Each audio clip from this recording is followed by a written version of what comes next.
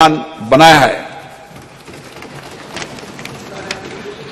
ये सभी उपलब्धियां प्रधानमंत्री माननीय नरेंद्र मोदी जी के नेतृत्व में भारत सरकार के अथक प्रयासों से संभव हुई है। प्रधानमंत्री बनने से पहले भी श्री मोदी जी अंतरिक्ष में गहरी रुचि रही है और चंद्रयान मिशनों के साथ उनका गहरा भावनात्मक जुड़ाव रहा है। 2008 में जब चंद्रयान 1 का सफल प्रक्षेपण हुआ था, वह इसरो गए और व्यक्तिगत रूप से वैज्ञानिकों को बधाई दी। 2019 में जब अंतिम समय में कुछ तकनीकी खराबी के कारण चंद्रयान 2 वांछित उद्देश्य प्राप्त नहीं कर पाए, तो उन्होंने हमारे वैज्ञानिकों के बीच जाकर उन्हें विफलताओं की चिंता किए बिना लक्ष्य प्राप्ति के प्रयास के लिए प्रेरित किया। कोविड-19 के समय जब पूरी दुनिया संकट में जूझ रही थी, ऐसे में माननीय प्रधानमंत्री से नरेंद्र मोदी जी इस विपदा का उपयोग अवसर के रूप में किया करते हुए अंतरिक्ष क्षेत्र सहित देश की अर्थव्यवस्था के विभिन्न क्षेत्रों में महत्वपूर्ण सुधार लाने के लिए प्रयासरत रहे। उनके इन्हीं प्रयासों के फलस्वरूप हम विश्व अंतरिक्ष शक्ति बनने की दिशा में आगे बढ़ रहे हैं। पिछले कुछ सालों में अंतरिक्ष स्टार्टअपों की संख्या में रिकॉर्ड वृद्धि हुई है। पिछले साल निजी क्षेत्र में निर्मित पहले रॉकेट विक्रम एस का प्रक्षेपण हुआ है। युवा स्कूली छात्रों ने 2 उपग्रह आजादी सेट और आजादी सेट 2 लॉन्च किए। अंतरिक्ष प्रौद्योगिकी क्षेत्र में हमें महत्वपूर्ण सफलता मिली है, जैसे प्रक्षेपण वाहनों का परीक्षण एक बार में 104 उपग्रह लॉन्च करके हमने विश्व रिकॉर्ड बनाया है। इन उपलब्धियों के फलस्वरूप भारत में दुनिया का नजरिया बदला है। हमारे देश को लेकर विश्व समुदाय के दृष्टिकोण में बदलाव आया है। माननीय प्रधानमंत्री नरेंद्र मोदी जी के दूरदर्शी नेतृत्व और विज्ञान और नवाचार को बढ़ावा देने के कारण ही संभव हो पाया है। हमारा सफल अंतरिक्ष कार्यक्रम उनके जय विज्ञान, जय अनुसंधान के आह्वान का सबसे बड़ा प्रमाण है। यह विज्ञान और नवाचार का सबसे अच्छा उदाहरण है, जिसमें स्टार्टअप, एमएसएमई को बढ़ावा मिला है, रोजगार अवसरों का सृजन हुआ है। हमारे विकास को भी गति मिली है। कृषि, मत्स्य पालन, संचार, नेविगेशन, राष्ट्रीय सुरक्षा सहित हमारी अर्थव्यवस्था के सभी क्षेत्रों में योगदान के माध्यम से हमारा अंतरिक्ष कार्यक्रम देश के लोगों के जीवन में गुणात्मक परिवर्तन ला रहा है। हमें विश्वास है इन उपलब्धियों में हमारी आने वाली पीढ़ियों को बड़े सपने देखने और अपने सपनों को साकार करने के लिए कड़ी मेहनत की प्रेरणा मिलेगी। सभी देशवासियों को 2047 तक एक विकसित भारत बनाने के लिए मिलकर कार्य करना होगा और अपने आप को पुनः समर्पित करना होगा।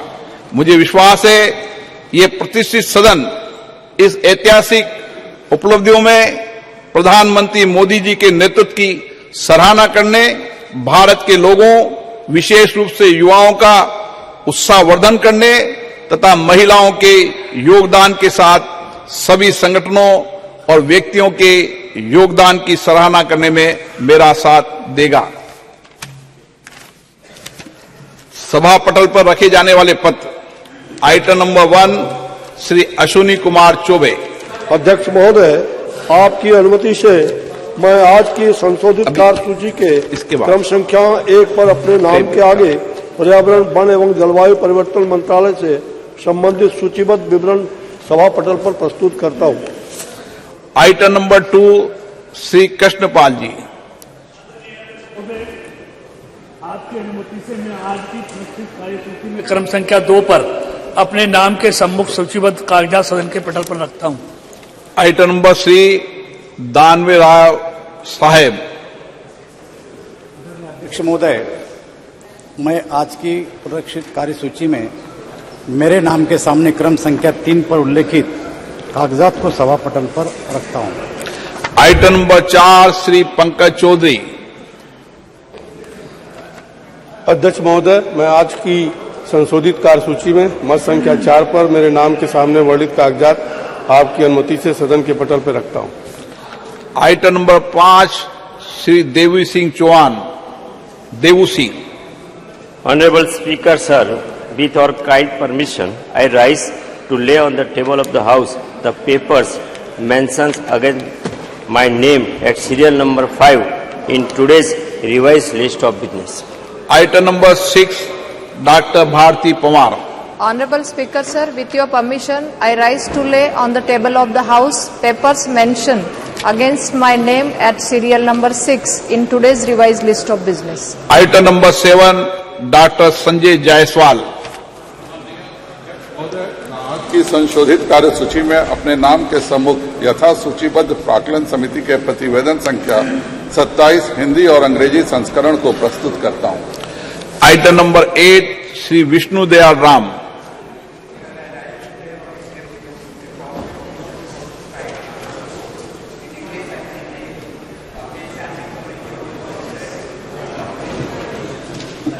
Reforms as listed against my name at serial number 8 in today's list of business. Item number 9 Shri Jagannath सरकार। आज की कार्यसूची में क्रम संख्या 9 पर मेरे नाम के समक्ष यथा सूचीबद्ध शिक्षा, बाल, महिला, युवा और खेल संबंधी स्थायी समिति के उच्चतर शिक्षा में राष्ट्रीय शिक्षा नीति 2020 के कार्यान्वयन संबंधी 356 प्रतिवेदन अंग्रेजी और हिंदी में सभा पटल पर रखता हूं। आइटम नंबर 10 श्री तापिर गांव। Honorable Speaker, sir, I raise to lay on the table a copy of each of the 355, 356, 357, 358 and 359 report of the Standing Committee on Transport, Tourism and Culture listed against my name at serial number 10 in today's order paper. Item number 11 doctor Mahesh Sharma. With your permission, I rise to lay on the table A copy of the 149th report on the subject implementation of Pradhan Mantri TB Mukt Bharat Abhiyan in Hindi and English of the Standing Committee on Health and Family Welfare. Item number 12 Shri Devu Singh Chauhan. Honorable Speaker, sir, in pursuance of the Direction 73A of the Honorable Speaker Lok Sabha, I would like to lay a statement showing status of implementation of the recommendations, observations contained in the 44th report of Standing Committee on Communication and Information Technology on demands for grants 2023-24 pertaining to Department of Post on the table of the House. Item number 13 Shri Pralhad Joshi ji. Sir, with your permission, I rise to move the following, that this House do agree with the 45th report of the Business Advisory Committee presented to the House on 20th September 2023. प्रश्न है कि सभा कार्य मंत्रणा समिति दिनांक 20/9/2023 का सभा में प्रस्तुत 45वां प्रतिवेदन से सहमत है। जो सदस्य इसके पक्ष में हाँ कहें, जो सदस्य विरोध में ना कहें, मेरे विचार में निर्णय हाँ वालों के पक्ष हुआ, हाँ वालों के पक्ष में प्रतिवेदन स्वीकृत हुआ। आइटम नंबर 14 चंद्रयान 3 मिशन की सफलता, अंतरिक्ष क्षेत्र में हमारे राष्ट्र की अन्य उपलब्धियों के बारे में आज चर्चा होगी। मैं सभी मान्य सदस्यों से आग्रह करता हूं कि सभी वो अपने विचार रखें। पर्याप्त सबको अवसर दूंगा, लेकिन सब बोल लें, ऐसी मेरी अपेक्षा है। From the house under what rule this, whether it is 184 or 193, under what rule? Item number 14 मैंने शुरू किया है। इसका विषय श्री राजनाथ सिंह जी।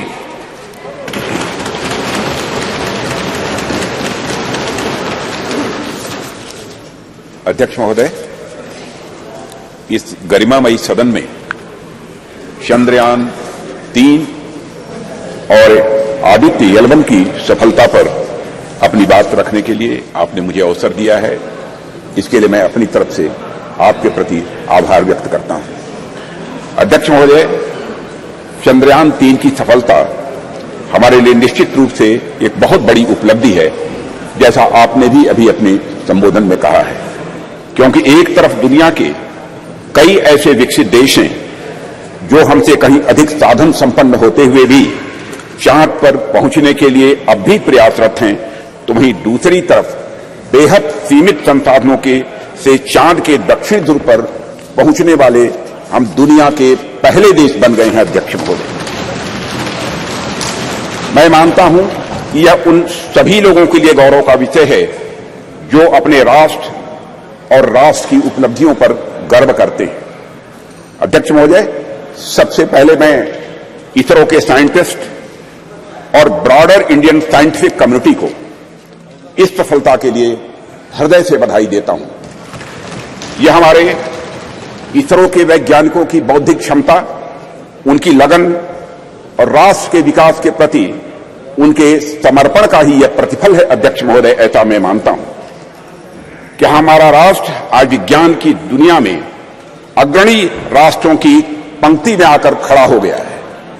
आज केवल मुझे ही नहीं, बल्कि सरकार को ही नहीं, बल्कि सदन को ही नहीं, बल्कि पूरे राष्ट्र को अपने देश के वैज्ञानिकों पर गौरव की अनुभूति हो रही है। अध्यक्ष महोदय, अध्यक्ष महोदय, मैं एक विज्ञान का छात्र रहा हूं, मैं फिजिक्स का शिक्षक भी रहा हूं। यहां पर मौजूद हमारे कई ऐसे साथी हैं जो साइंस बैकग्राउंड से हैं और उन्हें मैं अच्छी तरह जानता हूं। हम सभी यह बात जानते हैं कि स्पेस साइंस विज्ञान का है कि एक फ्रंटियर एरिया हुआ करती है। अध्यक्ष महोदय, जिस पर artificial intelligence, quantum physics, astrophysics और जेनेटिक्स विज्ञान के फ्रंटियर एरियाज हैं, और उसी प्रकार स्पेस साइंस भी एक विज्ञान की फ्रंटियर एरिया है। और इस एरिया में प्रगति करने के लिए अध्यक्ष महोदय, निश्चित तौर पर हमें एक टॉप क्लास साइंटिफिक इकोसिस्टम चाहिए होता है, और हमें उच्च गुणवत्ता वाली शिक्षा भी चाहिए और उच्च गुणवत्ता के हमें शिक्षक भी चाहिए, एजुकेशनल इंस्टीट्यूशंस भी चाहिए। अध्यक्ष महोदय, इंडस्ट्री चाहिए होती है जो साइंटिफिक प्रोडक्ट्स का निर्माण कर सके, ऐसी हमको इंडस्ट्रीज भी चाहिए। अध्यक्ष महोदय, कहने का मेरा अर्थ यह है कि अगर चंद्रयान 3 ने चंद्रमा पर अपने कदम रखे हैं, तो यह एक ओर इसरो की सफलता तो है ही, साथ ही यह इस बात का भी द्योतक है कि हमारे देश का साइंटिफिक इकोसिस्टम, जिसमें करोड़ों करोड़ों भारतीयों ने जाने अनजाने अपना योगदान दिया है, वह अपनी आज शेप ले रहा है।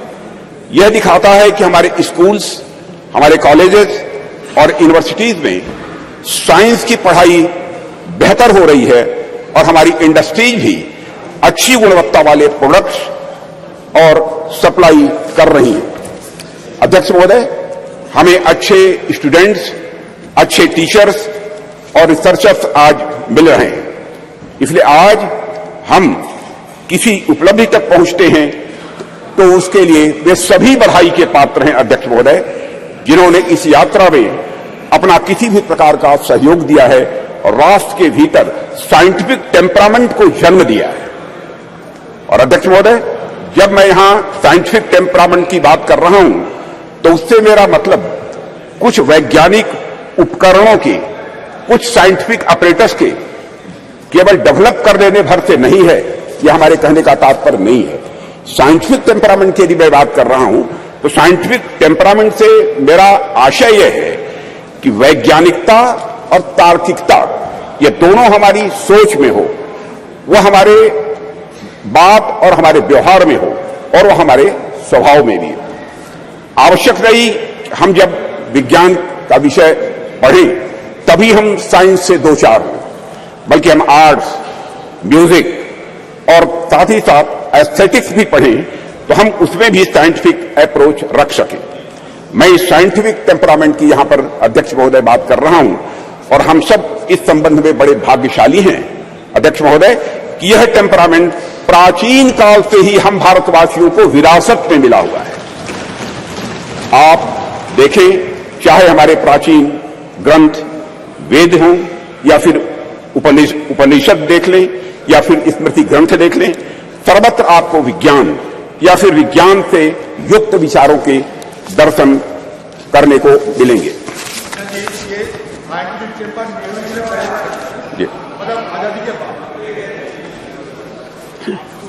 अध्यक्ष महोदय, मैथ्स, साइंस, मेडिसिन, लॉजिक आदि से जुड़े जितने भी फार्मूले यानी सूत्र हैं हमें हमारे प्राचीन ग्रंथों में भी ये दिखाई देते हैं, जो ग्रंथ हमारी संस्कृत के आधार हैं। इनके मैं उदाहरण दे सकता हूं लेकिन लंबा समय लगेगा अध्यक्ष महोदय, उस विस्तार में मैं नहीं जाना चाहता हूं। अध्यक्ष महोदय, कभी कभी कुछ लोगों द्वारा यह भी कहा जाता है और कुछ ऐसे लोग हमारे सदन में भी हो सकते हैं कि हमारी सांस्कृतिक विरासत और साइंटिफिक टेम्परामेंट के बीच विरोधाभास है। कुछ ऐसे भी मानने वाले लोग हमारे देश में हैं। यहां तक कहा जाने लगा कि अगर आप साइंटिफिक टेम्परामेंट के हैं तो आप पीपल की पूजा कैसे कर सकते हैं, आप नीम की पूजा कैसे कर सकते हैं, आप तालाब की पूजा कैसे कर सकते हैं, या फिर आप गाय को माता कैसे कह सकते हैं। अध्यक्ष महोदय, अगर आप वैज्ञानिक की तरफ सोचते हैं तो मूर्ख की पूजा कैसे कर सकते हैं, यह कहने वाले लोग हमारे देश में हैं। महोदय, बात तो यहां तक अब होने लगी है कि संस्कृत का विरोध करना, विरासत का विरोध करना, यह प्रगतिवाद यानी प्रोग्रेसिव होने का सूचक हो गया है। और प्रगतिवाद वह नहीं रह गया जो प्रगति की बात करे, बल्कि प्रगतिवाद वह हो गया जो अपनी संस्कृत और विरासत का केवल विरोध करे, वह भी इसलिए कि उसे विरोध करना है। पूछा जाने लगा कि भारतीय संस्कृति और विज्ञान का भला आपस में क्या लेना देना है, इन दोनों में आपस में क्या रिश्ता है। भारत में कभी धर्म और विज्ञान का सामंजस्य रहा ही नहीं है, यह भी कहने वाले लोग हैं। विपक्ष के हमारे कुछ मित्रों का ऐसा भी आरोप रहता है, क्योंकि राज्यसभा में मैंने सुना था कि भारतीय संस्कृति और विज्ञान एक साथ चल ही नहीं सकते हैं, ऐसी उनकी मान्यता है। अध्यक्ष महोदय, इनका ऐसा मानना है कि संस्कृति विज्ञान की विरोधी होती है। मैं इस सदन के माध्यम से उनके इन प्रश्नों का जवाब देने की भी अपनी तरफ से कोशिश करूंगा। भारत में यदि कोई व्यक्ति यह कहता है कि हमारी संस्कृति विज्ञान की विरोधी है, तो मुझे लगता है कि उस व्यक्ति को न तो हमारी संस्कृति का स मालूम है और न ही विज्ञान का व मालूम है। हमारे जो भी साथी विज्ञान का उद्गम पश्चिम के विचारों से मानते हैं, उन्होंने अगर इतिहास पढ़ा होगा तो मालूम होगा निश्चित रूप से उन्हें कि पश्चिम में ऐसे अनेक उदाहरण देखने को मिले हैं जहां चर्च और धर्म की मान्यताओं के खिलाफ जाने पर, वैज्ञानिक बातें कहने पर व्यक्तियों को जहर दे देना या उन्हें जिंदा जला देना यह आम बात सी हो गई थी। अध्यक्ष महोदय, उनको अपने वैज्ञानिक विचार छिपाकर कहने पड़ते थे, पर आज से लगभग 2000 साल पहले आर्यभट्ट ने जब कहा था कि हमारी पृथ्वी अपने एक्सिस पर घूमती है, तो क्या उनका विरोध हुआ था? बाराहमीर ने जब यह सिद्धांत दिया कि पृथ्वी का गुरुत्वाकर्षण बल, ग्रेविटेशनल फोर्स, हर वस्तु को अपनी तरफ खींचता है, तो क्या किसी व्यक्ति ने बाराहमीर के इस सिद्धांत को अधर्म कहा था? जब भी भारत में किसी ने कोई नया वैज्ञानिक सिद्धांत दिया है अध्यक्ष महोदय, तो भारतीय समाज ने उस व्यक्ति को ऋषि के रूप में प्रतिष्ठित किया है अध्यक्ष महोदय। और मेरा मानना है कि संस्कृति के बगैर, कल्चर के बगैर, विज्ञान और विज्ञान के बगैर कल्चर, यह संस्कृति अधूरी है। संस्कृति और विज्ञान दोनों एक दूसरे से जुड़ने के बाद ही अध्यक्ष महोदय वह पूर्णता को प्राप्त करते हैं। दोनों को एक दूसरे का पूरक कहा जा सकता है, क्योंकि दोनों ही मनुष्यता के लिए भी यह आवश्यक है। इसका एक छोटा सा लेकिन बहुत ही महत्वपूर्ण उदाहरण मैं आपके सामने रखना चाहूंगा। अध्यक्ष महोदय, लगभग 2 वर्ष पहले उत्तराखंड में भूस्खलन के रूप में एक दुर्भाग्यपूर्ण आपदा आई हुई थी। मैं समझता हूं कि सदन के सभी सम्मानित सदस्यों की इसकी जानकारी होगी, जिसके कारण एक सुरंग में हमारे कुछ मजदूर फंस गए थे। अब इससे निपटने के लिए यहां पर विज्ञान की भूमिका सामने आएगी। हमने सेंसर आज के माध्यम से यह पता लगाया कि मजदूर सुरंग में कहां फंसे हुए हैं। उसके बाद हमने हेलीकॉप्टर से उन लोगों को वहां से निकालने में भी कामयाबी हासिल की। लेकिन अध्यक्ष महोदय, जैसे ही सुरंग से पहले मजदूर को बाहर निकाला गया, अन्यथा कोई न ले, जैसे ही मजदूर को सुरंग से बाहर निकाला गया, बाहर निकलते ही इसने दोनों हाथ ऊपर करके बड़ी तेजी के साथ जय घोष किया, बद्री विशाल की जय। अध्यक्ष महोदय, इस वाकये ने सारी दुनिया को बताया कि धर्म और विज्ञान किस तरह से यह आपस में जुड़े हुए हैं। एक दूसरे से अलग नहीं है धर्म और विज्ञान, बल्कि यह एक दूसरे से जुड़े हुए हैं। निश्चित रूप से विज्ञान ने उस मजदूर को सुरंग से बाहर निकालने में अध्यक्ष महोदय बहुत बड़ी भूमिका निभाई है, इसमें कहीं दो मत नहीं है। लेकिन उन मजदूर बंधुओं को सुरंग के भीतर जिसने जिजीविषा की शक्ति प्रदान की, जिसने साहस प्रदान किया, जिसने मनोबल प्रदान किया, जिसने आखिरी समय तक प्रयास करते रहने की शक्ति प्रदान की, वह और कुछ नहीं हमारा सांस्कृतिक विश्वास ही था अध्यक्ष महोदय, जिसने कि यह संबल उन्हें प्रदान किया। अध्यक्ष महोदय, वह हमारी कल्चर, वह हमारी संस्कृति ही थी जिसने सुरंग में फंसे उस मजदूर को यह भरोसा दिलाया कि वह इस संकट से बचकर निकल जाएगा, उसके ईश्वर इस संकट से उसे निकाल लेंगे, यह उसका विश्वास था, भरोसा था। अध्यक्ष महोदय, हमारी आस्था, हमारी संस्कृति इंक्लूसिव नेचर की है, समावेशी या स्वभाव की है। हमारा सांस्कृतिक राष्ट्रवाद हमें अखिल मानवता के बंधुत्व का पाठ पढ़ाता है। हम सबने देखा कि जियो पॉलिटिकल दृष्टि से काफी कठिन जो वैश्विक परिस्थितियों के बावजूद हम G20 समिट का हमारे प्रधानमंत्री नरेंद्र मोदी जी के नेतृत्व में हम सफल आयोजन कर सके एवं न्यू दिल्ली डिक्लेरेशन पर भी हम कंसेंसस जुटाने में पूरी तरह से कामयाब रहे। अध्यक्ष महोदय, इसके पीछे हमारे प्रधानमंत्री द्वारा हमारी प्राचीन ज्ञान परंपरा से दिया गया संदेश है, जिसमें पूरी मानवता को एक सूत्र में बांध दिया है।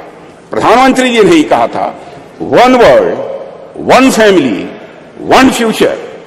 भारत का यही विश्वास, भारत का यही बंधुत्व का भाव प्रधानमंत्री जी ने G20 की सफलता पर भी मुखरित किया, जब उन्होंने यह कहा था कि यह केवल भारत की सफलता नहीं है, बल्कि पूरे विश्व की यह सफलता है।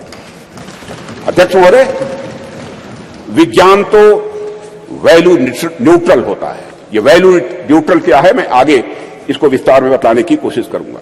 चंद्रयान जैसे अंतरिक्षयान हो, या परमाणु के भीतर छिपी शक्ति हो, या फिर डीएनए एडिटिंग की टेक्नोलॉजी हो, विज्ञान हमेशा यह मूल्य निरपेक्ष होता है, यानी वैल्यू न्यूट्रल होता है। विज्ञान हमें परमाणु शक्ति का ज्ञान दे सकता है अध्यक्ष महोदय, लेकिन वह संस्कृति ही है, वह कल्चर ही है जो हमें मार्ग दिखलाएगी उस परमाणु शक्ति का उपयोग हम ऊर्जा के रूप में स्वयं के विकास में करते हैं या फिर हथियार के रूप में अन्य का विनाश करने में हम करते हैं। कहते हैं with great power comes great responsibility. इसलिए जैसे जैसे हमारी शक्ति बढ़ती जाती है अध्यक्ष महोदय, वैसे वैसे हमारे संस्कारों का महत्व भी स्वाभाविक रूप से यह बढ़ता जाता है। प्रारंभ में मानव के पास बहुत सारे विकसित हथियार नहीं थे, ऐसे में यदि उससे कुछ नुकसान भी होता था तो बहुत बड़े पैमाने पर नहीं होता था। पर अध्यक्ष महोदय, आज जब मानव के पास परमाणु शक्ति आ गई है और मानव ने चंद्रमा तक पहुंचने के भी रास्ते खोज लिए हैं, तब ऐसी शक्तियों का दुरुपयोग भी बहुत बड़े पैमाने पर नहीं होता था। पर अध्यक्ष महोदय, आज जब मानव के पास परमाणु शक्ति आ गई है और मानव ने चंद्रमा तक पहुंचने के भी रास्ते खोज लिए हैं, उसी पैमाने पर संभव है, इस संभावना को भी नकारा नहीं जा सकता है। इसे मैं एक उदाहरण के माध्यम से इस सदन के समक्ष रखना चाहूंगा। अध्यक्ष महोदय, जब मैं जर्मन फिलॉसफर नीत्शे ने गॉड इज डेड कहकर अपने महामानव को सामाजिक नैतिकता से मुक्त किया, तो उसका नतीजा जर्मनी में नाजीवाद के कहर के रूप में प्रकट हुआ था। जर्मनी में हुए नरसंहार में मानवता को खत्म करने के लिए जो अपरेटस, जो उपकरण प्रयोग में लाए गए थे, जिन हथियारों या फिर जिन केमिकल्स का प्रयोग हुआ था, निश्चित रूप से वे सभी विज्ञान की ही देन थे अध्यक्ष महोदय। लेकिन नैतिकता और मानवीयता के गुणों के अभाव में उन सभी वैज्ञानिक खोजों का किस प्रकार दुरुपयोग हुआ, इसे हम सभी अच्छी तरह जानते हैं। सेकेंड वर्ल्ड वॉर में हिरोशिमा और नागासाकी पर जो बम गिराए गए थे, वह निश्चित ही विज्ञान की ही देन थे अध्यक्ष महोदय। वह विज्ञान की शक्ति के प्रतिनिधि थे, पर अभाव था तो धार्मिक शक्ति और नैतिक शक्ति का अभाव था। अगर उनके भीतर धार्मिक और नैतिक शक्तियां यह प्रबल होती तो इतिहास को इस काले कृत्य से बचाया जा सकता था अध्यक्ष महोदय। इसलिए विज्ञान कितनी भी प्रगति कर ले अध्यक्ष महोदय, विज्ञान चाहे कितनी भी प्रगति कर ले, वह संस्कृति और संस्कारों के बिना सदैव अधूरा रहेगा, ऐसी हमारी मान्यता है। अध्यक्ष महोदय, जैसा कि मार्टिन लूथर किंग ने कहा है कि science gives man knowledge which is power, religion gives man wisdom which is control. अध्यक्ष महोदय, एक बात पर मैं समझता हूं कि ध्यान देने की हम सभी को जरूरत है कि जिस टेक्नोलॉजी का इस्तेमाल वैज्ञानिक किसी यान को चांद या मंगल पर भेजने के लिए करते हैं, कमोबेश उसी टेक्नोलॉजी का इस्तेमाल मिसाइल में भी काफी हद तक किया जाता है। पहला उपयोग मानवता के विकास में होता है अध्यक्ष महोदय, जबकि दूसरा उपयोग मानवता के विनाश में होता है। पर अपना अपना सबका इंटरेस्ट है, सबकी अपनी अपनी रुचि है कि कुछ राष्ट्रों का ध्यान पहले वाले उपयोग पर अधिक होता है और कुछ राष्ट्रों का ध्यान दूसरे वाले उपयोग पर अधिक होता है। अध्यक्ष महोदय, कई बार कुछ लोगों का यह भी आरोप रहता है, अब देश में ऑलरेडी जमीनी विकास के इतने कार्य करने के लिए पड़े हैं जिसमें रिसोर्सेज की जरूरत होती है, संसाधनों की जरूरत होती है, तो ऐसे में चंद्रयान जैसे मिशन भेजने की क्या आवश्यकता है। अध्यक्ष महोदय, इन प्रश्नों का भी जवाब मैं आपकी अनुमति से इस सदन के समक्ष रखना चाहूंगा।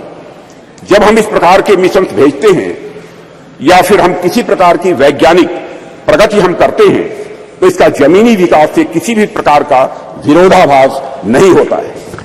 हम यदि स्पेस रिलेटेड कोई भी मिशन भेजते हैं तो बाहरी तौर पर दिखने में सिर्फ स्पेस से रिलेटेड यह लग सकता है हम सबको, लेकिन वास्तव में उसका प्रभाव आम जनमानस पर भी पड़ता है। इस सच्चाई को भी नकारा नहीं जा सकता है। अध्यक्ष महोदय, हमारे ये स्पेस प्रोग्राम्स भारत का तो नाम रोशन करते ही हैं, लेकिन साथ ही साथ इन मिशंस का जो बहुआयामी उपयोग होता है, उसका प्रभाव आम जनता के ऊपर भी बहुत ज्यादा पड़ता है। स्पेस मिशंस हमें अनेक प्रकार से सहायता प्रदान करते हैं, जैसे यदि हम इसके माध्यम से रेनफॉल पैटर्न यानी वर्षा होने का जो पैटर्न है, इसका बेहतर प्रेडिक्शन यदि कर रहे हैं तो हमारे किसान बंधु बांधवों के लिए फायदेमंद आज हो रहा है। यदि हम इसके माध्यम से चक्रवात, साइक्लोन को यदि हम प्रेडिक्ट करते हैं तो हमारे कोस्टल एरियाज में रह रहे लोगों के लिए भी अध्यक्ष महोदय यह लाभदायक हो। इस प्रकार के प्रेडिक्शंस हमारे मछुआरों के लिए लाभदायक सिद्ध होंगे। यह तो मैंने एक दो उदाहरण केवल दिए हैं अध्यक्ष महोदय। बाकी स्पेस एप्लीकेशन से डेवलपमेंट में जो मदद मिलती है उससे भी मैं समझता हूं सदन के अधिकांश सदस्य अच्छी तरह परिचित होंगे। इन सबसे भी महत्वपूर्ण बात यह होती है कि जब भी हम इस प्रकार के मिशन स्पेस में या फिर चंद्रमा और सूर्य की ओर भेजते हैं तो सुदूर गांव में बैठे किसी बच्चे के मन में साइंटिफिक टेम्परामेंट स्वाभाविक रूप से जगता है और उसके भीतर भी इस बात की अलख जगती है अध्यक्ष महोदय कि वह भी आगे चलकर कुछ ऐसे ही करेगा।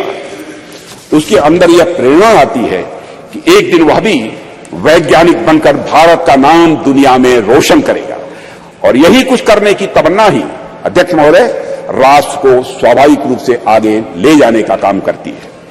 चंद्रयान 3 की सफलता से कितने रामानुजन, कितने भाभा या साराभाई अपने लक्ष्य की ओर आगे बढ़े होंगे, यह हमें आज नहीं कुछ वर्षों के बाद यह पता लगेगा। अध्यक्ष महोदय, हमारे प्रधानमंत्री मोदी जी के नेतृत्व में हम संस्कृति और विज्ञान दोनों को समान रूप से महत्व देते हुए आगे बढ़ रहे हैं। और ऐसा बिल्कुल भी नहीं है कि यदि हम एक को महत्व दे रहे हैं तो दूसरे का महत्व कम हो जाएगा। यह कोई जीरो सम गेम नहीं हुआ करता है। अध्यक्ष महोदय, हमारे ऋषियों मनीषियों ने वर्षों पहले विज्ञान को न केवल धर्म के साथ जोड़ा, बल्कि लोगों को इसके व्यवहारिक ज्ञान के बारे में भी बतलाया है। उनका मानना था यदि विज्ञान को सुव्यवस्थित ढंग से संवार कर मनुष्य के वेलफेयर के लिए, उनके कल्याण के लिए लगाया जाए तो स्वाभाविक रूप से वह अपने आप धर्म बन जाता है। यही वजह है कि हमारे वेद, उपनिषद, दर्शन आदि जितने भी धर्म ग्रंथ हैं, उनमें विज्ञान स्वाभाविक रूप से यह पिरोया हुआ हम पाते हैं। उदाहरण के तौर पर वैदिक रिचुअल्स में, 16 सूत्रों में ज्योमेट्री का सिद्धांत ये निहित पाए जाते हैं। जैसे मैं बतलाना चाहूंगा इस सदन को अध्यक्ष महोदय, जैसे हवन कुंड हम बनाते हैं तो वह भी हमारे प्राचीन ज्योमेट्रिक कंसेप्ट पर ही आधारित होता है। यह बिल्कुल हमारी जनता के मन में, उनकी सोच में यह पूरी तरह से रचा बसा है। और यही कारण है कि बड़े बड़े वैज्ञानिक भी सांस्कृतिक विरासत की महत्ता को अच्छी तरह स्वीकार करते हैं। अध्यक्ष महोदय, अभी चंद्रयान 3 की सफलता के नायक डॉक्टर यश सोमनाथ, जिनका पूरे सदन ने अभिनंदन किया, उनके साथ सारे वैज्ञानिकों का अभिनंदन किया, श्री डॉक्टर यश सोमनाथ जी ने भी इस बात की ओर इशारा किया था कि वेदों में कई सारी वैज्ञानिक पृष्ठभूमि वाली बातें कही गई हैं। भारत के प्रसिद्ध गणितज्ञ श्रीनिवास रामानुजन का तो संस्कृत के प्रति इतना गहरा विश्वास था कि वे अपने गणित के क्षेत्र में किए गए किसी भी कार्य को स्पिरिचुअलिज्म, अध्यात्म का ही वह अंग मानते थे।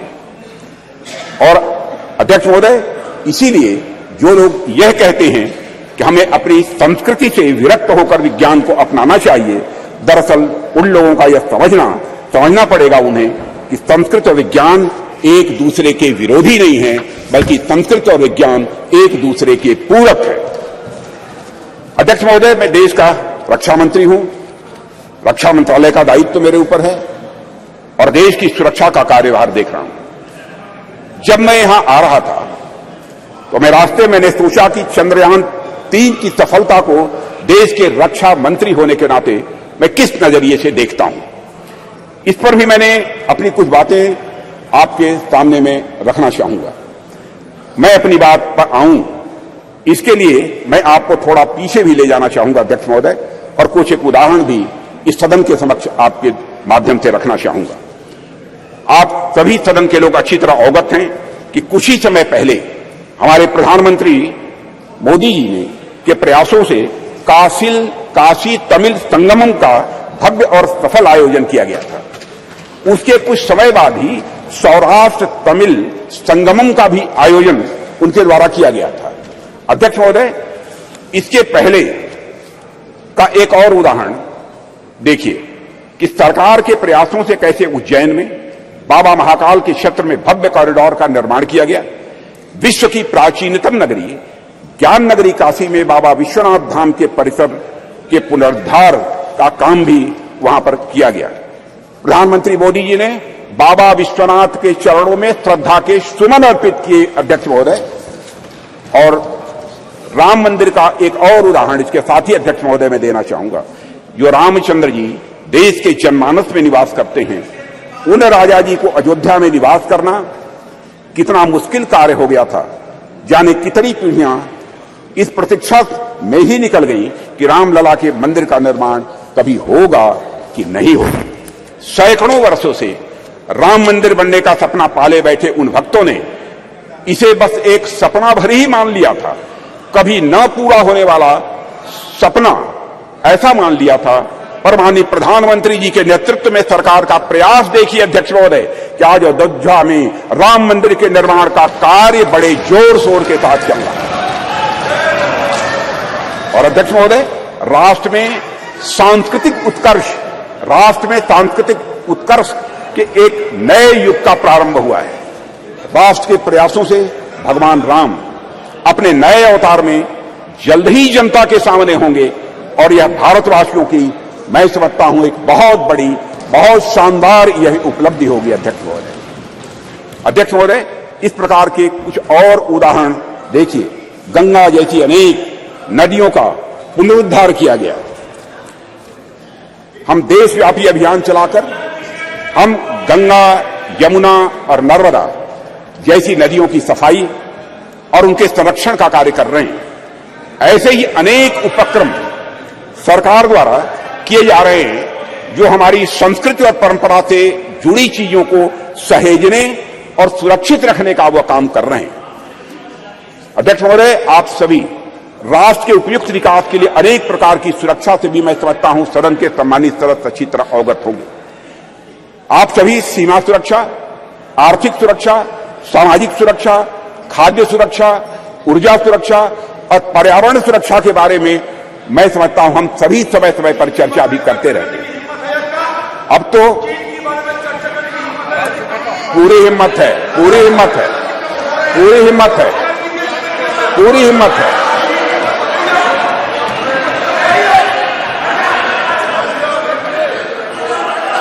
पूरी हिम्मत है,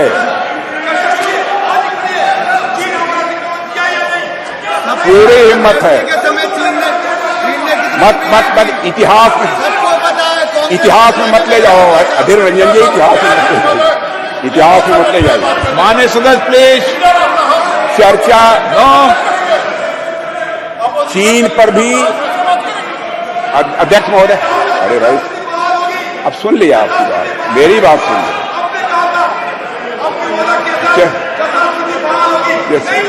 माननीय सदस्य आपको मौका देंगे जब आप बोलना, सबको पर्याप्त समय, पर्याप्त अवसर मिलेगा।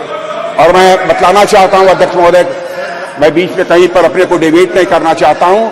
मैं चर्चा करने को तैयार हूं और सीना चौड़ा करके मैं चर्चा करने को अध्यक्ष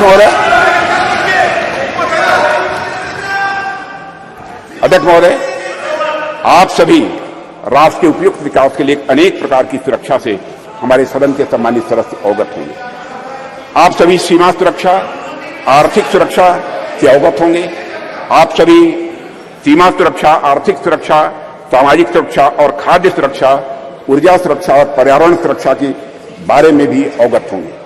अब तो स्पेस और साइबर सुरक्षा, स्पेस और साइबर सिक्योरिटी जैसे नए नए डायमेंशन की इश्यू जुड़ गए हैं अध्यक्ष महोदय। पर इनके साथ ही अध्यक्ष महोदय, सिक्योरिटी का एक और भी आयाम है जिसमें सुरक्षा उतनी ही आवश्यक है जितनी बाकी सब में है, और वह डायमेंशन है हमारी संस्कृति का, हमारी कल्चर का। और इसे मुझे कोई नाम देना हो तो उसे मैं सांस्कृतिक सुरक्षा और कल्चरल सिक्योरिटी का नाम यहां देना चाहूंगा। और अध्यक्ष महोदय, जब मैं यहां कल्चर अथवा संस्कृति के बारे में कुछ कह रहा हूं उससे मेरा मतलब हमारी जीवन पद्धति से है, हमारे लाइफ सिस्टम से। संस्कृति से मेरा मतलब हमारे खान पान, वेशभूषा, रीति रिवाज, रहन सहन और हमारे विचारों से है अध्यक्ष महोदय। अध्यक्ष महोदय, मैं किसी राष्ट्र की अस्मिता को अक्षुण्ण रखने के लिए, जिस तरह से वहां की सीमाई सुरक्षा और बाकी अन्य चीजों की सुरक्षा आवश्यक होती है, उसी प्रकार उसकी अस्मिता को बनाए रखने के लिए वहां की संस्कृति की सुरक्षा भी उतनी ही आवश्यक होती है। और अध्यक्ष महोदय, और इन उदाहरणों से मैंने यह स्पष्ट करने का प्रयास किया है कि हमारी सरकार भारतीय सांस्कृतिक विरासत को तवज्जो देते हुए सांस्कृतिक सुरक्षा के प्रति भी उतनी ही गंभीर है जितनी अन्य बाकी सुरक्षा के प्रति हमारी सरकार गंभीर है। अध्यक्ष महोदय, आज जब यहां पर चंद्रयान की चर्चा हो रही है, तो मैं सांस्कृतिक पुनर्जागरण के इन उदाहरणों को आपके सामने क्यों रख रहा हूं? अध्यक्ष महोदय, वैसे तो ये दोनों निश्चित रूप से अलग अलग विषय हैं, इसमें कहीं दो मत नहीं है, पर ध्यान से देखेंगे तो यह सदन के सभी सम्मानित सदस्य यह पाएंगे कि इनके भीतर एक गहरा संबंध है, इन दोनों के बीच एक गहरा रिश्ता है। अध्यक्ष महोदय, विश्व का इतिहास उठाकर कोई देखे तो आप पाएंगे कोई भी ऐसा राष्ट्र नहीं है, कोई भी ऐसा समाज नहीं है जिसने सांस्कृतिक पुनर्जागरण के बिना आर्थिक, सामाजिक, राजनीतिक और वैज्ञानिक प्रगति की हो। दुनिया में कोई देश नहीं मिलेगा। जब तक संस्कृति समाज को जीवंत नहीं करती, उन्नत नहीं करती, उसे एक दिशा नहीं देती, तब तक समाज जड़ बना रहता है। और अध्यक्ष महोदय, अगर हम और आप अपनी गरिमा, अपनी आगामी पीढ़ी को यही बताएंगे कि अब तक हमारा जितना वैज्ञानिक विकास हुआ है वह केवल बाहर देशों के ज्ञान की नकल पर ही हुआ है, तो क्या हम अपने बच्चों को इस क्षेत्र में किसी भी सूरत में आगे बढ़ा पाएंगे? धीरे हमारे अंग्रेजों ने अगर हमें अब तक यही पढ़ाया हो कि हमारा सारा का सारा ज्ञान दूसरे देशों की कॉपी भर है, उनकी नकल भर है, तो क्या श्री डॉक्टर सोमनाथ एवं इसरो के अन्य वैज्ञानिक भारतीय ज्ञान के बल पर अध्यक्ष महोदय कभी चांद तक पहुंचने का सपना शायद वह कभी न देख पाते? अगर उन्हें इस बात का विश्वास हुआ, अगर उनके मन में संकल्प जगा, तो इसलिए कि उन्हें मालूम था कि उनके पूर्वज आर्यभट्ट थे, उनके पूर्वज वराहमिहिर थे, उन्हें मालूम था कि उनके पूर्वज भास्कराचार्य थे, उनके पूर्वज ब्रह्मगुप्त थे और उनके पूर्वज सवाई जय सिंह थे। अध्यक्ष महोदय, इसलिए उनको यह प्रेरणा प्राप्त हुई।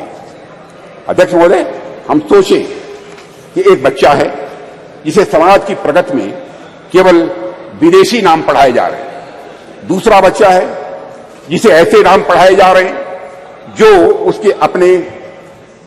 उसके अपने समाज से रहे। ऐसे में किस बच्चे से आप अधिक कॉन्फिडेंस और मनोबल की उम्मीद करेंगे?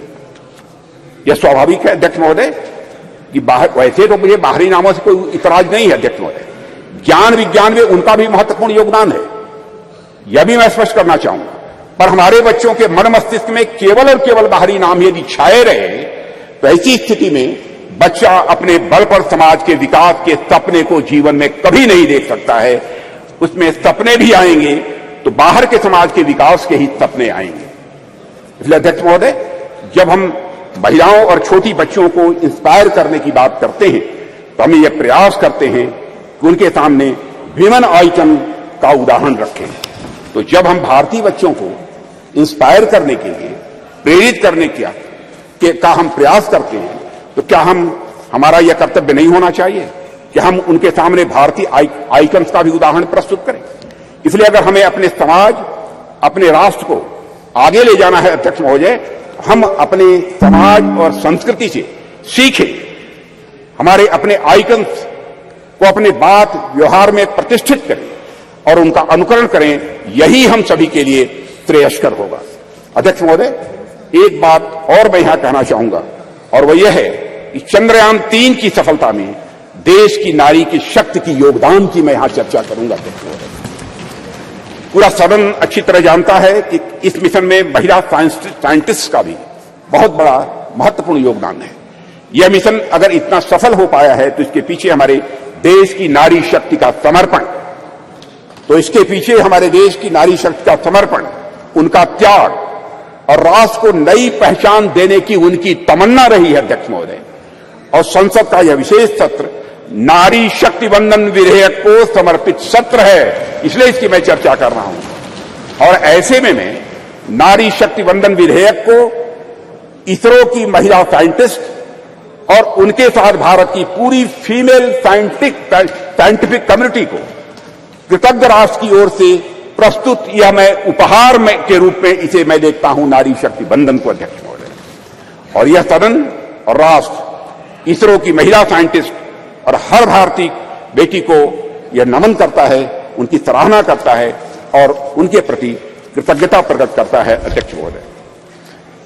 अध्यक्ष महोदय, अपनी बातों को सार रूप में मैं यहां रखना चाहूं तो यह है कि चंद्रयान 3 की सफलता कोई एक्सेप्शन नहीं है, यह कोई अपवाद नहीं है। यह सहस्राब्दियों से चली आ रही हमारी सामाजिक, हमारी सांस्कृतिक और वैज्ञानिक धारा का एक स्वाभाविक और सहज रूप से एक विकास है अध्यक्ष महोदय। इस सफलता के सूत्र हमारे अतीत में ही छिपे हैं। ऐसा अतीत जहां वैज्ञानिकता एक स्वभाव के रूप में विद्यमान थी हमारे यहां, जहां विज्ञान और आस्था के बीच एक पूर्ण सामंजस्य था।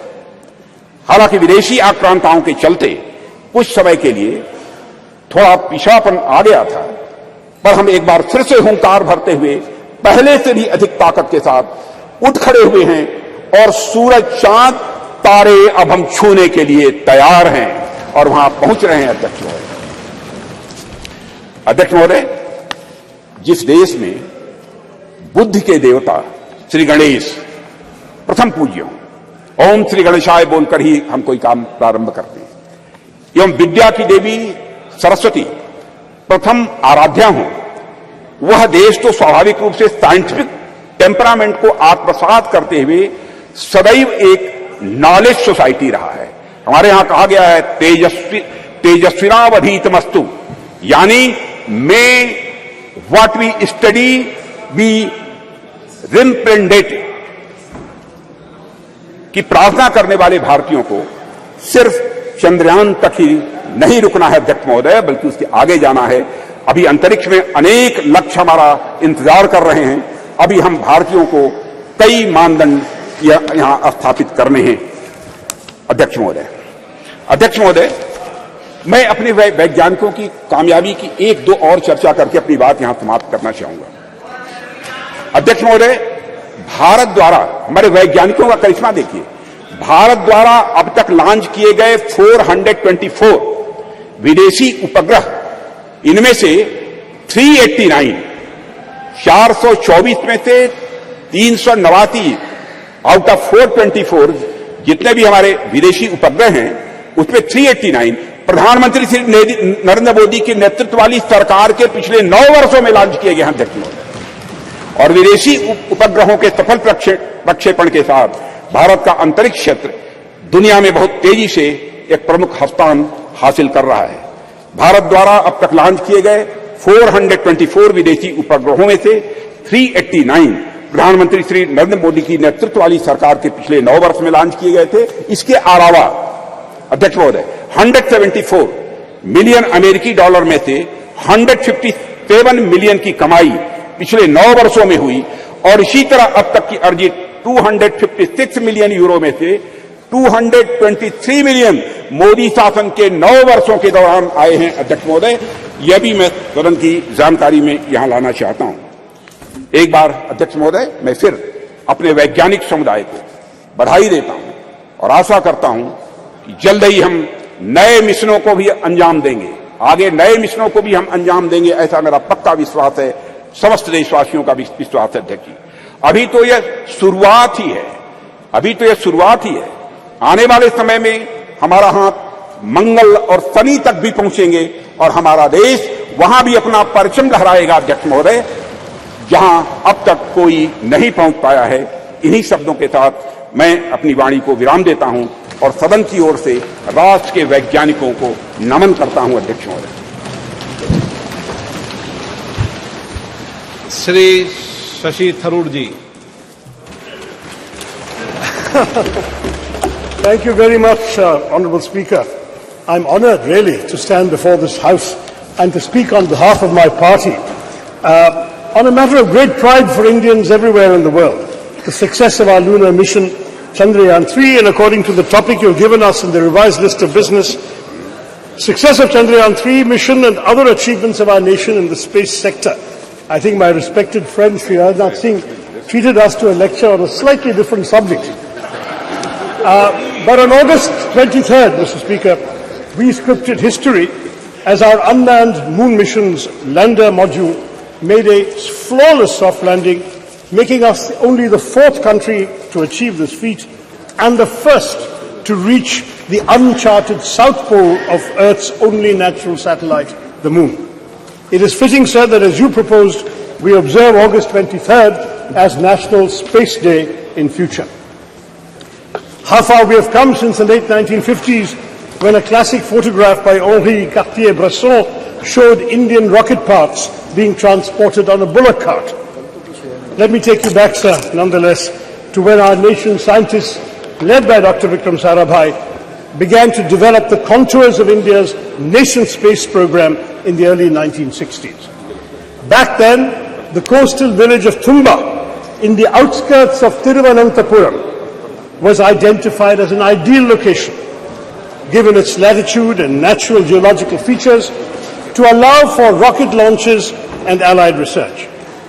Imagine, friends in this House, a sleepy village with golden beaches and palm-fringed coconut trees, populated largely by an overwhelmingly Catholic community of fisherfolk. The catch, however, was that the community of scientists had identified a piece of an area of land, which housed in Thumba the St. Mary Magdalene Church and the residence of the bishop himself, Peter Bernard Pereira, his own official residence. Now, in any other community or any other part of the world even, the matter might have been put to rest right there. After all, the idea, the thought of displacing an active spiritual establishment would certainly have evoked outrage and fury, especially in today's India. But in this relatively obscure part of India near Thiruvananthapuram, where a decision of national importance and scientific progress presented itself, the community chose to make a remarkably patriotic choice, a choice for development and progress. When initial conversations with politicians and bureaucrats made little headway, something special happened. One day, when Bishop Pereira was sitting in his little office in the church, he heard a knock on the door. He said, "Who is this?" And a man in a white suit came and said, "I am Dr. Vikram Sarabhai." Dr. Sarabhai explained the importance of this area to India's scientific research in space. The bishop understood the proposed mission of the scientists, and he told Dr. Sarabhai, "Come to my church on the following Sunday." So during the Sunday service, Dr. Sarabhai was there, and Bishop Pereira presented a proposition before the congregation. "My children," he said, "I have a famous scientist with me who wants our church and the place I live in for the work of space science research. Dear children," he said, "science seeks truth by reasoning. In one way, science and spiritualism seek the same divine blessings for doing good for the people. My children, can we give God's abode for a scientific mission?" The answer from the congregation was quite literally a resounding Amen. The church and the bishop's house, as well as other neighboring inhabited areas, were handed over without protest to Dr. Sarabhai and his team. Thus was established in 1962 the Thumba Equatorial Rocket Launching Station, or TERLS, which would later be renamed Vikram Sarabhai Space Center after the death of the legendary Dr. Sarabhai 9 years later. A year after TRLS was established, India launched its first two-stage rocket, our first foray into space, from Thiruvananthapuram. As our late President, Dr. APJ Abdul Kalam, who was part of the original launch team in 1963, and he went on to work from the church building himself, he wrote later, looking back at this remarkable episode, "Today among us, Professor Vikram Sarabhai is not there, Reverend Dr. Bernard Peter Pereira is not there, but those who are responsible for the creation and make the flower and blossom will themselves be a different kind of flower, as described in the Bhagavad Gita," he said, and he quotes the Gita, "See the flower, how generously it distributes perfume and honey. It gives to all, gives freely of its love. When its work is done, it falls away quietly. Try to be like the flower, unassuming despite all its qualities." That is what a lot of ISRO's foundations have been, sir. Unassuming, but with the power to change the world. One of the world's oldest and most ambitious, it arose from the physical research laboratory established in Ahmedabad in 1947, the year of our independence and the brutal partition with Pakistan. Our visionary first Prime Minister, Jawaharlal Nehru, then created the Indian National Committee for Space Research, or INCOSPA, marking our country's official entry into space exploration. This committee was set up on the recommendation of the Scientific Advisory Committee to the Cabinet for the promotion and exploration of space and its utilization for peaceful purposes, a committee led by the legendary Homi Bhabha. Then, in 1962, as we've seen, TRLS was established.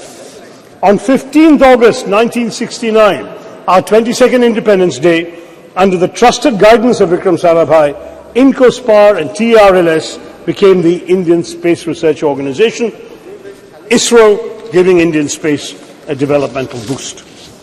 There was a tragic setback, as I mentioned, when Dr. Sarabhai died suddenly of a heart attack at the age of just 52. Dr. Satish Dhawan, the head of the Indian Institute of Science in Bangalore, was invited by then Prime Minister Indira Gandhi to lead the organization because she knew that the vision and legacy of Vikram Sarabhai could only be fulfilled by someone like Dhawan. He accepted the invitation, though on condition that the headquarters be shifted to Bangalore, and guided ISRO as a leader who is still admired by many. In July of 1979, sir, our first satellite launch vehicle failed, and Mr. Dhawan, an exemplary leader, took responsibility for it. He gave a statement saying, "Dear friends, we have failed today. I want to support my technologists, my scientists, my staff, so that next year they succeed." The very next year, they did succeed. This is ISRO's history. Every setback became a stepping stone to greater success. And so we Indians are proud of our space program for good reason.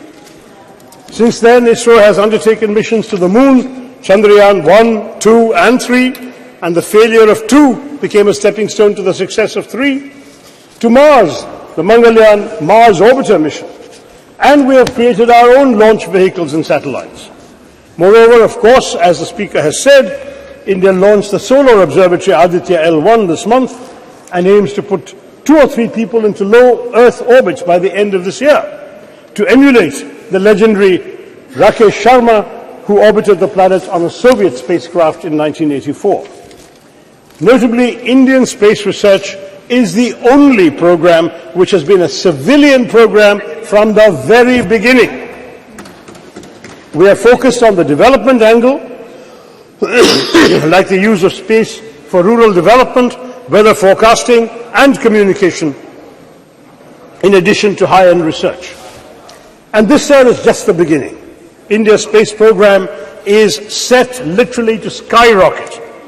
Experts predict that India could account for at least 10% of the global space economy in the next decade, up sharply from 2% currently. India's space program bolsters our development, having made important contributions even in seemingly unrelated areas such as disaster management, education, healthcare, agriculture, fisheries, and urban planning. Moreover, it serves India's global diplomacy as well, sir, enhancing our credibility and influence. Those who once scoffed at the idea that a poor developing country aspired to send rockets into space must concede that India is now a technological force to be reckoned with in the world. To my mind, there is yet another sterling triumph within India's Chandrayaan movement. It has become a good occasion to recognize the alumni of unsung engineering colleges everywhere in India.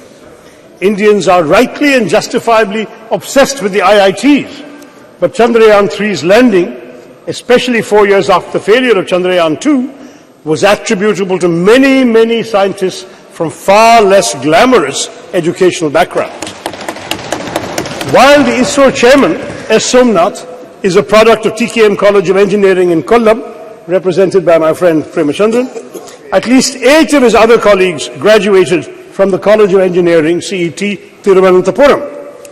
Somnath Institution was founded in 1956 by a successful Muslim cashew merchant, Tangal Kunju Musliar, abbreviated soon enough to TKM, and has gone on to establish a stellar local reputation, while CET in my constituency, established in 1939 as the first engineering college in then Travancore state, retains its record and repute as the premier engineering college in the state of Kerala.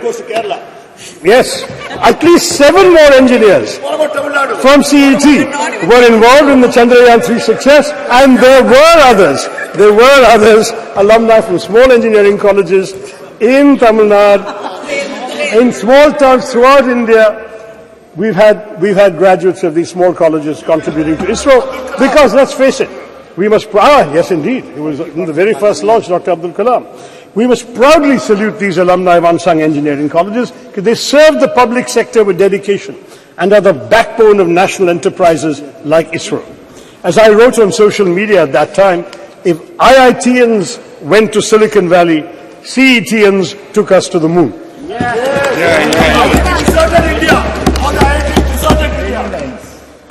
I would also like to point out that many of the stalwarts in our space program have been women scientists and engineers. Some 20% of ISRO's key personnel are women. And as women increasingly excel in science and technology studies, this number may only go up. And unlike in our parliament or legislative assemblies, they won't even need reservations either, sir. I can tell you from my experience of addressing many convocations, I'm in favor. But I've been giving away prizes at many convocations of science and technology and engineering colleges. And even when the women students are a small minority, maybe 20-30% of the student body, there are 90% of the medal winners, prize winners, and honors winners. This is becoming increasingly a woman's field, and we'll all be the better for it. Now, the only thing that disappoints me today is that some in the government seek to make this their moment to bask in glory and polarize the country by speaking as if all space endeavors only began in 2014. First in the ancient years of the Vedas, and then in 2014. I think that's what we're hearing. Now, the truth is, sir, that our space successes are a consequence of continuity in our national governance, and what has been achieved today stands on the shoulders of many past achievements, as I have described to you with my stories earlier. Any mature democracy would recognize that grooming the brilliance of our scientists, developing infrastructure, R&D, and global synergies on technology cannot be achieved unilaterally by any one government. This is the achievement of successive years of making the right governance choices. For example, we've heard so much about Aditya L1 mission. It began in 2006, sir. It took 17 years to be conceived, planned, executed, and finally launched this year. Thus, the Chandrayaan triumph is truly pan-Indian. Across, I hope, the political divide, it does not belong to any one person or any one party. If we all came together yesterday to affirm the solidarity we all feel for women's reservation bill, let us also come together, sir, to recognize the collective contributions of all governments in bringing glory to India's space endeavors. But after all, who can deny India owes its remarkable progress in space exploration in large part to Pandit Nehru's dedication to developing a scientific temper amongst the Indian people, his understanding of technology's role in national development, and his faith in the country's scientists. Though India was indeed beset by poverty, illiteracy, food insecurity, and disease, Nehru knew that it must and could aim for the stars. We did not have much money, and we relied on ourselves. Nehru's doctrine of self-reliance, though he didn't use the word Atmanirbharta, the concept was there, within very tight budgetary constraints, had an enduring influence on India's space program, exemplified by ISRO's decision, even in this Chandrayaan-3, to take a slower, fuel-saving approach to the moon. Both Mangalyaan and Chandrayaan-3 were the least expensive ventures of their kind, costing about a tenth of equivalent NASA, the American space missions. They cost less even than Hollywood depictions of space. Mangalyaan costs less than the Hollywood film Gravity, and Chandrayaan costs less than Interstellar. The shoestring budget was only 615 crore. Not just, much cheaper than G20, what our government spent on it. But this is not just a small fraction of what the US spent, but not even a third of China's budget for its own moon mission. ISRO's last 40 years spending is equivalent to NASA's 6 months of expenditure. That is the history we have to understand, sir. but they should not be punished for it. I'm looking at my good friend Jitendra Singh there. The Department of Space's budget has shockingly been slashed by 8%, down to 12,553 crore from the 13,700 crore that we were all presented in the budget estimates, sir.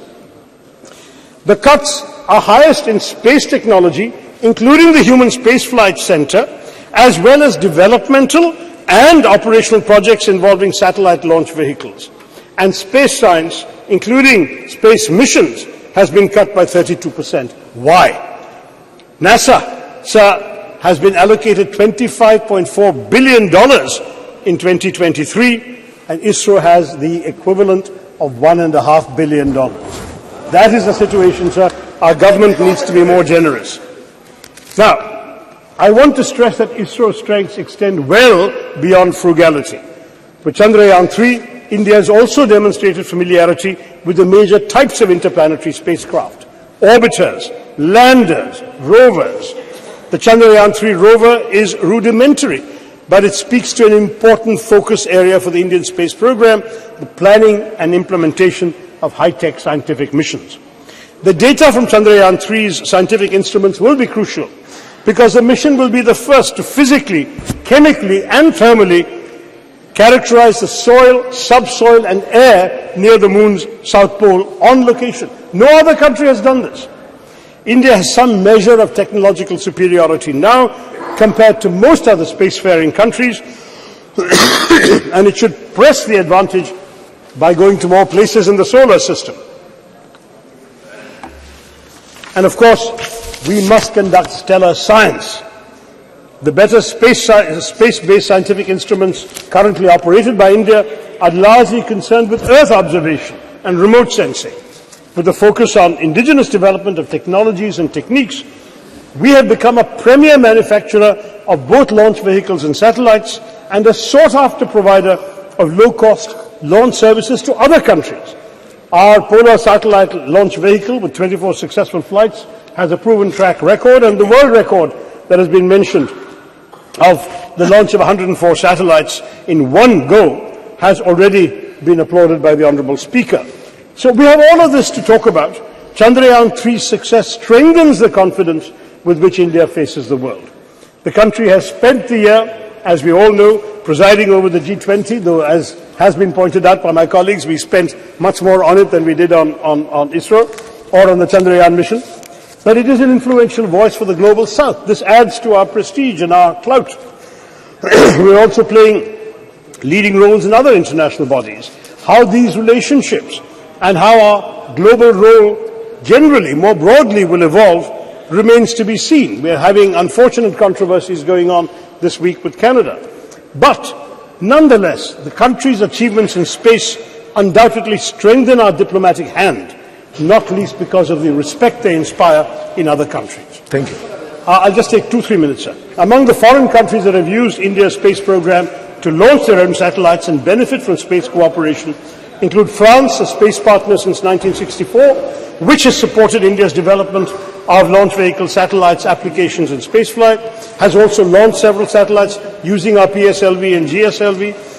Russia, another long-term collaborator on various aspects of space exploration, including some of these same things, and Russia supplied key components for the crew module of Gaganyaan, and the US, with which India has a strategic partnership in space, covering areas such as Earth observation, satellite navigation, space science, planetary exploration, launch services, and human spaceflight. So France, Russia, and the US are all involved with us. And ISRO tells us that India has pursued bilateral and multilateral relations with space agencies and space-related bodies, with the aim also of strengthening existing ties with these countries, taking up new scientific and technological challenges, refining our space policies, and defining international frameworks for exploitation and utilization of outer space for peaceful purposes.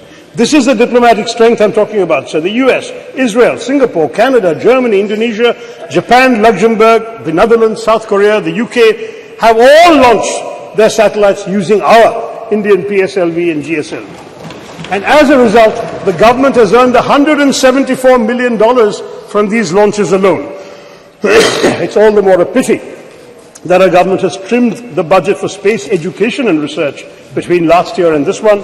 Even though on the whole our expenditure on space has gone up, and I know Jitendra will tell us that, educating the next generation of Indian space pioneers ought to receive more funding. I'll conclude, sir, by recalling the proud moment when India's lander touched down on the moon and Prime Minister Narendra Modi wisely resisted parochial triumphalism of the kind we've seen later, and he hailed the achievement as a victory for all of humanity. But he also correctly noted that the achievement mirrors the aspirations and capabilities of 1.4 billion Indians. By showcasing its technological prowess, India's space program reminds the world not only of our innovative capabilities, but also of our capacity to help shape solutions to global challenges in other areas, from cyberspace regulation to peacekeeping. Looking up at the sky after Chandrayaan-3, Indians can contemplate a glorious global future. We are showing the world that India can be a standard setter rather than just a follower of rules made by developed countries. New horizons beckon, for the world is now our canvas, or should I even say, the whole universe. Jai Hind, sir. Thank you very much. कुछ आपको कहना है क्या?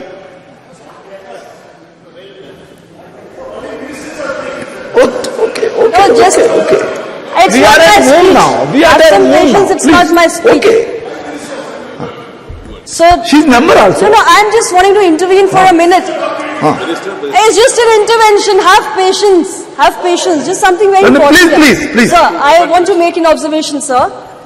Dr. Shashi Tharoor ji, you're a very learned and senior member. It's very enriching to listen to his ideas every time he participates in the debate. So you said a lot of good things, sir. But I didn't want to disrupt him in the middle of his speech, but I hope I heard you correctly. You said something in between which I don't much agree to. So you mentioned, if I heard you correctly, I repeat, that there are lots of women, there are lots of girls who are entering the field of science and technology, and hopefully we would see many of them working under our space programs. So unlike our parliament, they wouldn't need reservation to be a part of the space program. I don't much agree to this, sir. It's not very appropriate. Okay. Please take it in a healthy light, sir. Just yesterday, listen to me, sir. Let me complete. Just yesterday, we passed a very historic bill providing reservation to women in the parliament. So it doesn't sound very appropriate because, women don't just have this here because of their capabilities and we should never. नहीं ये इस ढंग से debate तो नहीं चल सकती. No please sit down. हाँ जब बस क्विक आप बैठ तो जाइए.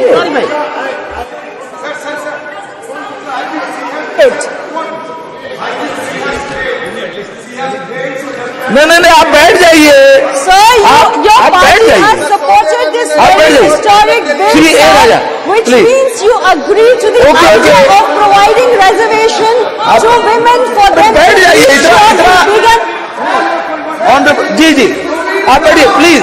Only A Raja only no आप भी बैठ जाइए.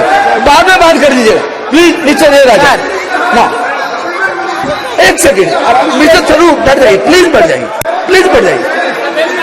नो भाई अधीर जी आप बैठिए. आप बैठ जाइए. आप बैठिए तो सही. आप भी बैठ जाइए ma'am. Nothing is going on now. Okay now please. एक सेकंड क्या कहना चाहते हैं आप?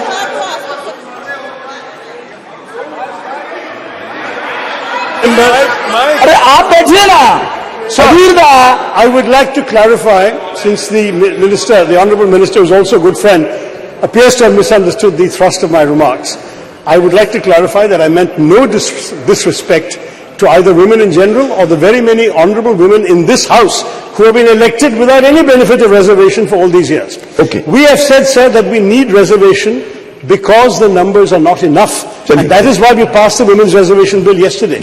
I'm saying that in science and technology, we already have 20% in ISRO and the numbers are going up, sir. That's my point. That's it. Thank you. जी sir. Okay कुछ कहना आपको क्या? सर सर अध्यक्ष महोदय, मुझे लग रहा है we need not carry this further because I am very sure and I trust my friend Shashi ji has never been anti-woman. जी जी मिस्टर चेयरमैन सर, ओके ठीक है mister chairman sir, It should be in good humor I must always. express my Yes, gratitude. please. Mr. Chairman sir, I must express my gratitude to invite me to speak on this important issue. Sir,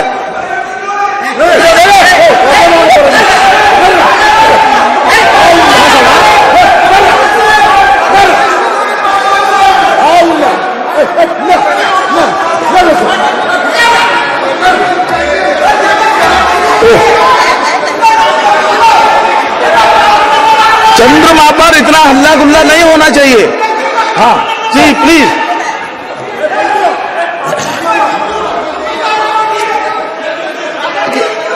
चंद्रमा शांति और शीतलता का प्रतीक है. चंद्रमा शांति और शीतलता का प्रतीक है. इतना हंगामा नहीं होना चाहिए. ना please mister A Raja, only you are going on record only. Please.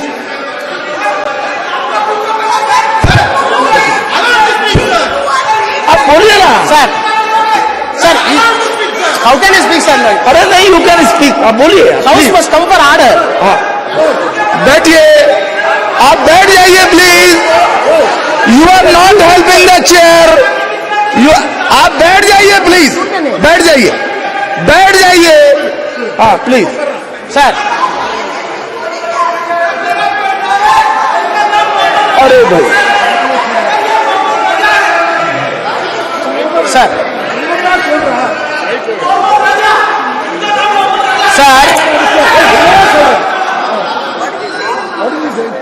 बैठ जाइए ना प्लीज. मिस्टर ए राजा बैठिए आप. ये अनावश्यक है. नो प्लीज बैठ जाइए. आप बोलिए.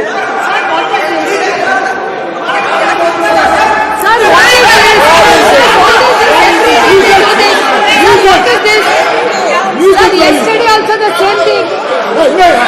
Rakesh Singh ji, Rakesh Singh ji, देख लीजिए.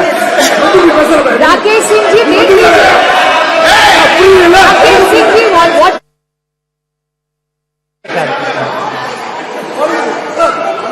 Started speaking. Sir, the chair should give us protection. Sir, what is this?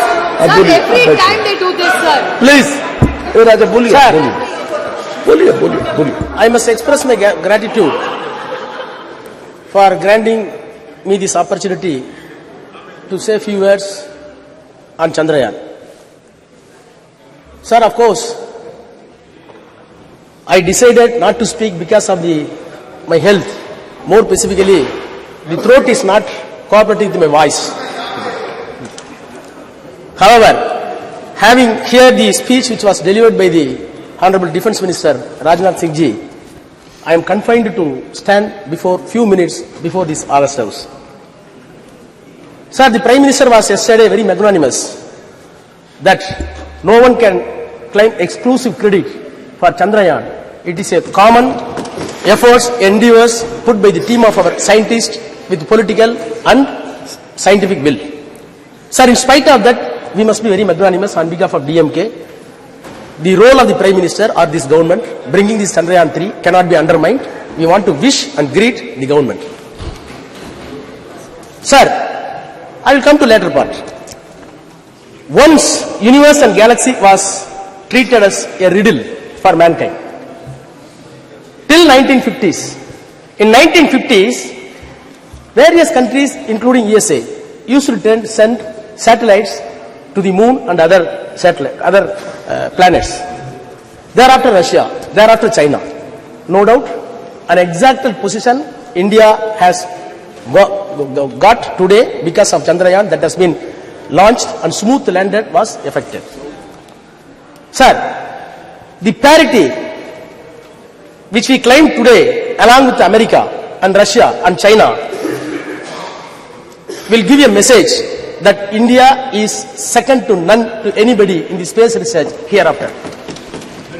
Sir, between 1957 to 58, when Soviet Union launched Sputnik 1, Sputnik 2, Sputnik 3, and the US launched Alpha, Pandit Jawaharlal Nehru shared with his view in the parliament that this is a new age of Sputnik. Sir, I must share this house that Tamil is one of the classical language recognized by the world and this government. Sir, Tamil has have deep-rooted scientific measures in the literature. Since the Honorable Defence Minister says the Sanskrit is having such a tremendous potentiality in science, I am not defaming any language.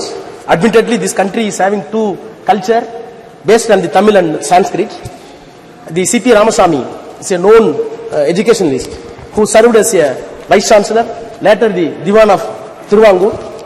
Maybe Sasi may be well aware about his knowledge and prowess. He admitted that there are two cultures in the country.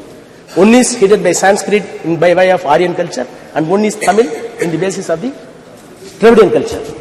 Sir, I am entitled, having said the Defence Minister, now I am entitled to say what Dravidian and Tamil language says about science. Sir, you cannot imagine, when I read Tolkappiyam, that is 3,500 years back, nobody can believe. It says this country was not created by a single man. This country was produced by evaluation of science. How? Nilam, Neer, Thi, Vali, Visumbodu Kalanda, Aindin Mayakam Ivulaham. What does it mean in English?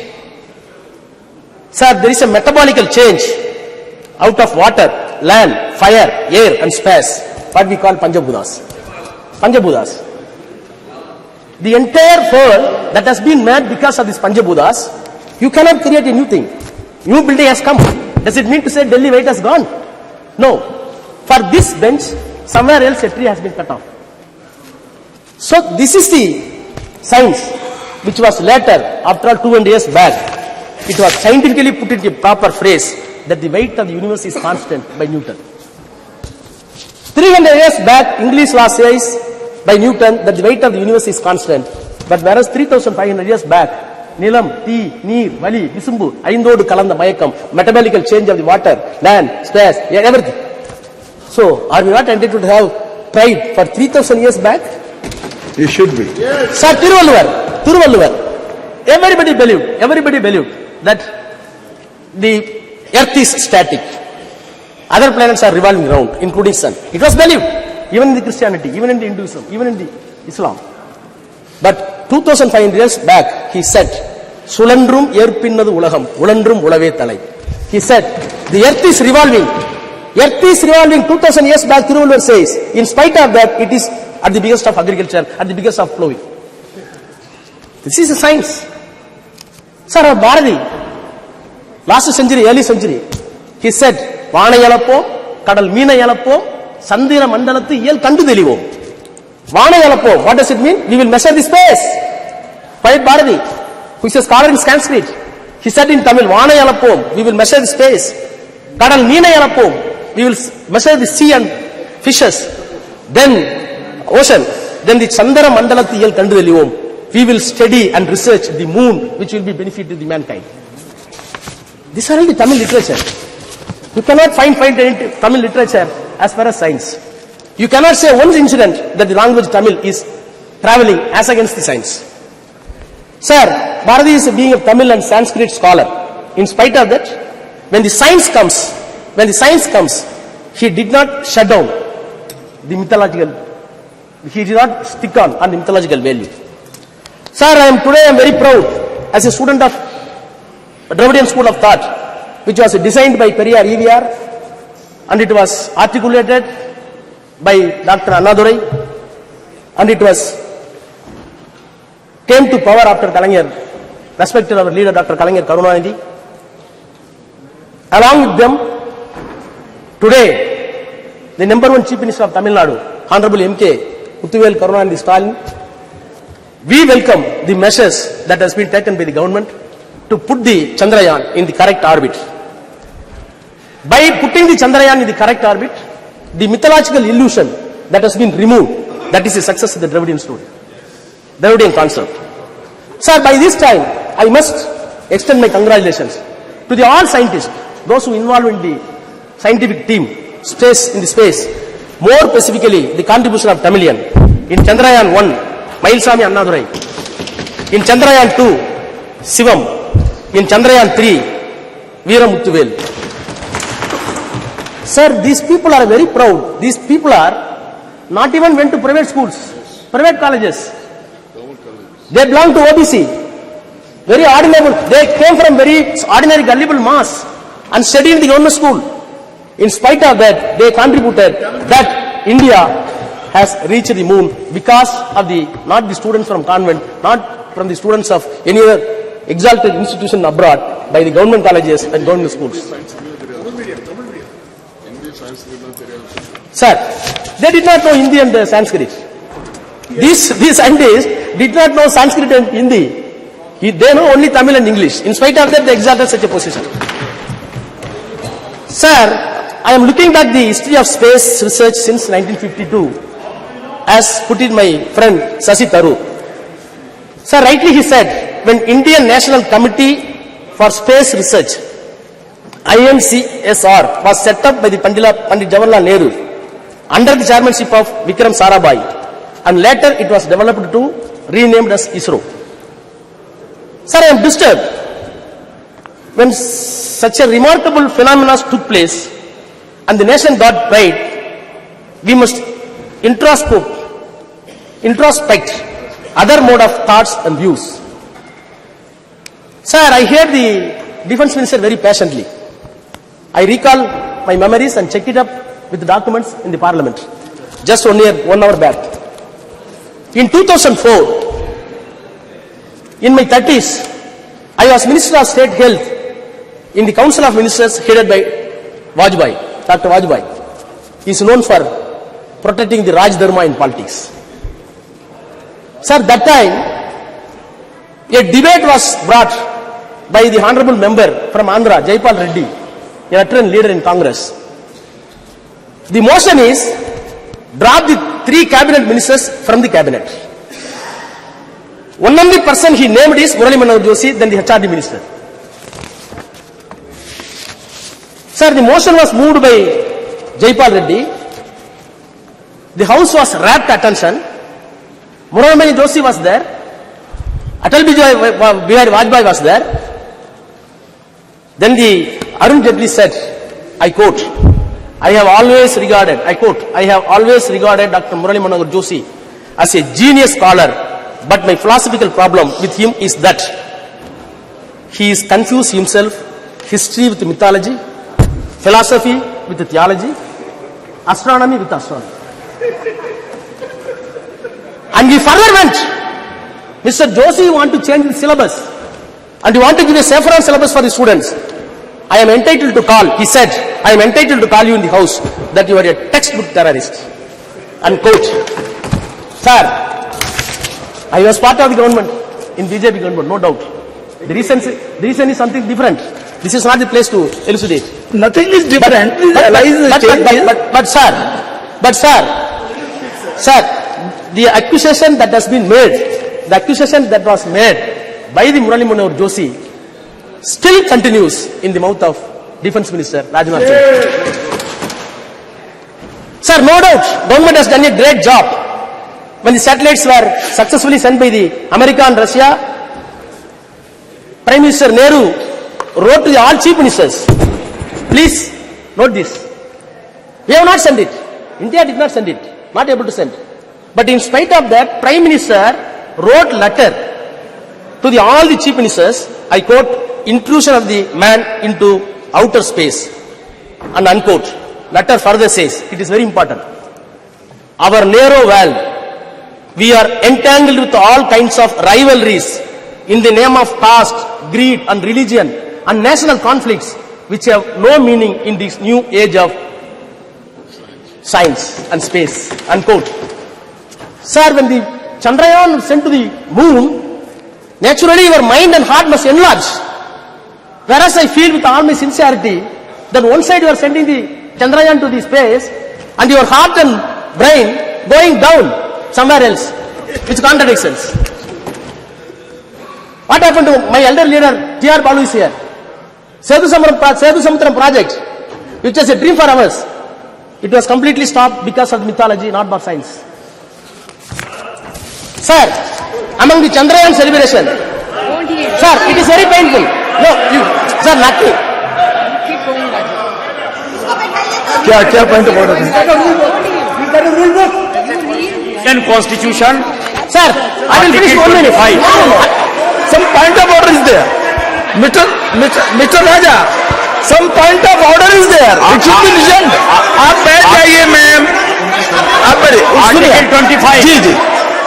Bharat का संविधान 25 वो कहता है कि कोई भी आदमी किसी भी धर्म को मानने के लिए स्वतंत्र है और किसी आदमी को यह आजादी नहीं है कि वो उसके धर्म के आस्था के ऊपर जो अटैक करे. ये भारत का संविधान कहता है. ये बार बार जो है हमारे ऊपर अटैक कर रहे हैं. हम सनातन को मानते हैं, हम हिंदू हैं और आपको कोई राइट नहीं है हमारे ऊपर अटैक करने के लिए. बैठिए. ओके देख लेंगे इसको, देख लेंगे.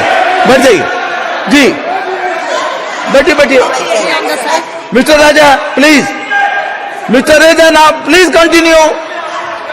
Continue. And be careful. Sometimes mythology and history, they are mixed. They can't be separated altogether. You please take care of those things. Please. Okay. No. Please बैठ जाइए. आप Mr. Raja, only Mr. Raja. Yes, please. Okay, his point is taken. आप सभी बोलिए. Please, continue, please. Sir. Okay.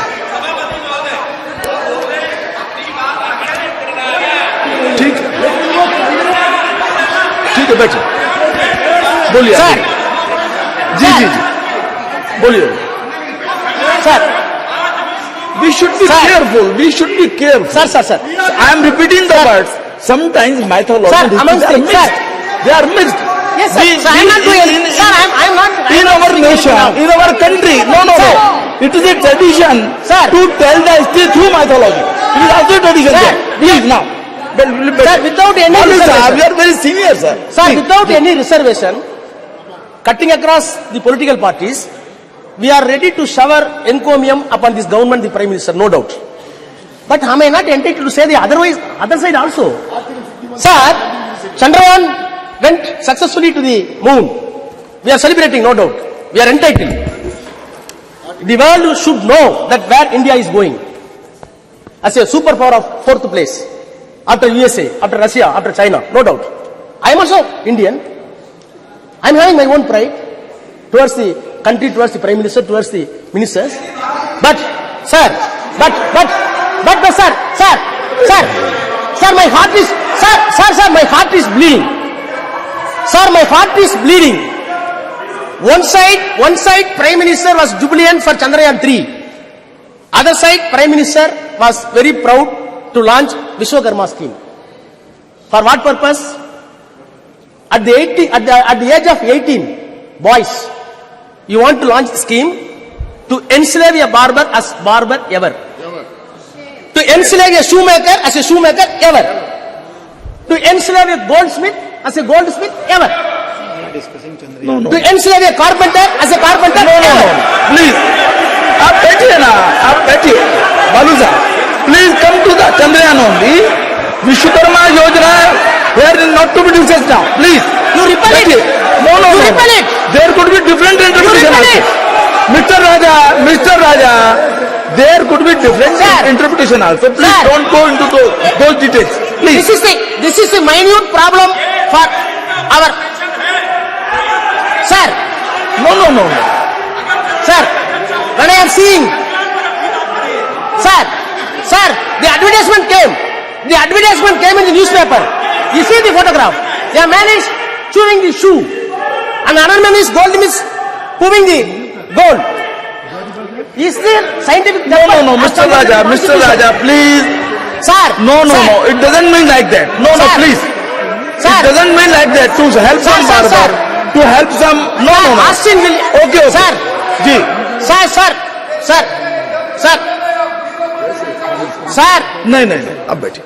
देखिए ये एक second ये नो मैं मेरा एक आपसे Sir, I will complete after that. You can. जी चलिए Sir, the Nehru's political and scientific temper was assessed by one David Michael. He said, I quote, "The arrival of humanity on the moon was interpreted by Nehru as an opportunity to emancipate humanity in India from all shackles." Unquote. So, how we are viewing this Chandrayaan? It is not a mere scientific glory. Other side, it should give equal sociological effect to the common people to maintain equality and give all accessible science to everybody. Sir, I am finally, sir, I plead government, don't give any unscientific color to Chandrayaan. Yes. America did not do that. USSR did not do that. China did not do that. Please put the name of, please, no, I am finishing. Sir, please put the name of Vikram Sarabhai name for Chandrayaan 3. Thank you. Yes, very good. Shri स्वागत Rai ji. Sir, I rise to speak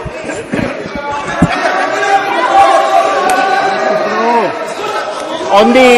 पिछले बार क्या बोले थे याद है? फिर बोले क्या?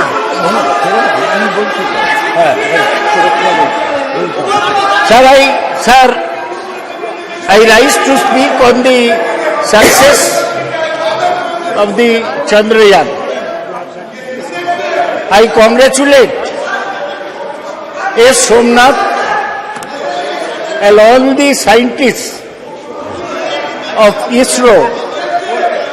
देखिए एक सेकंड जब आपका बोलने का सुनिए आपकी कोई चीज रिकॉर्ड में नहीं जा रही है. Please listen. आपकी कोई चीज रिकॉर्ड में नहीं जा रही है. आपको अवसर मिलेगा बोलने का. माननीय शांत बैठिए बिजोड़ी जी. नो, बैठ जाइए आप. आपको जब अवसर मिलेगा अपनी बात कहिएगा, अपना तर्क रखिएगा. अभी जो बात कही जा रही है उसको सुनिए आप please. Sir, please. I congratulate Somnath and all the scientists of ISRO. I may mention. अब बोलिए. I want to mention that there are many Bengali scientists from Bengal in the Chandrayaan project. Hey, तुम बैठो तो, फालतू आदमी बैठो तुम. चलो बोल नहीं, भाषण दो ना. नहीं प्लीज. अगर सकते हो तो भाषण दो. They are scientists from Bengal, from Tamil Nadu, from Kerala, from other states, but they all are Indian scientists. Please. आप तो दादा you know the delicacy of the thing. Now please, आप बैठिए. He doesn't need your support. Please, Sagadda. Every scientist from any region, any part of India, he was Indian scientist. Ji, please. When we have seen, Okay. Chandrayaan soft landing on the moon, in front of the TV, we saw Chandrayaan, then suddenly the Prime Minister's photograph came. The whole country wanted to see the soft landing. They saw the Prime Minister photograph. Why should this happen? Chandrayaan is not the result of one particular individual's effort. It is the result of 50 years of scientific work done by hundreds of scientists throughout the country. Sir, I was very pleased to hear Rajnath Singh speak on scientific temperament. The man who spoke of scientific temperament in this country was Jawaharlal Nehru. Scientific temperament means you do not accept anything without experiment, without logic. Science is knowledge which is certain and systematic. I am like Rajnath Singh, former professor of physics. But in my physics, while speaking on Chandrayaan, I don't bring Ram Mandir like Rajnath Singh. There is no connection between the two. Sir,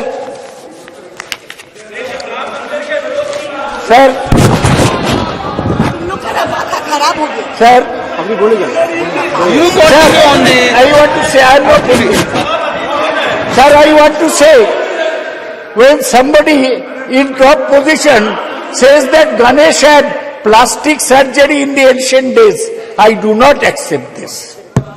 When somebody says that Kauravas were born due to in vitro fertilization, I do not accept this. When somebody says that in Ramayana, the Pushpak Rath was a discovery by the ancient Indians, I do not accept this. I accept only that which is proved by science. Let me make it very clear. Sir, let me